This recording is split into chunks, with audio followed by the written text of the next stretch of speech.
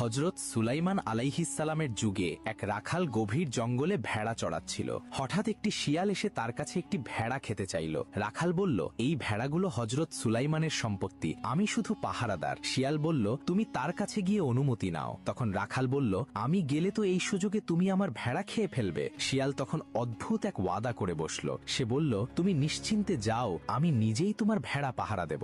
রাখাল অবাক হয়ে হযরত সুলাইমানের দরবারের দিকে রওনা হলো। পথে সে তিনটি অদ্ভুত দৃশ্য দেখল। প্রথমটিতে দেখল একটি গাভী তার নিজেরই বাছুরের দুধ পান করছে। দ্বিতীয়টিতে দেখল কিছু মানুষ ছেঁড়া ফাটা পুরনো কাপড় পরে আছে, কিন্তু তাদের সবার হাতে সোনার থলি। আর তৃতীয়টিতে দেখল একটি পরিষ্কার পানির ঝর্ণা বয়ে যাচ্ছে, কিন্তু তৃষ্ণার্ত হয়ে কাছে যেতেই এমন তীব্র দুর্গন্ধ বের হলো যে তার দম বন্ধ হয়ে আসার উপক্রম। দরবারে পৌঁছে রাখাল শিয়ালের জন্য ভেড়া খাওয়ার অনুমতির পাশাপাশি এই দৃশ্যগুলোর অর্থ জানতে চাইল। তখন হযরত সুলাইমান জানালেন, এগুলো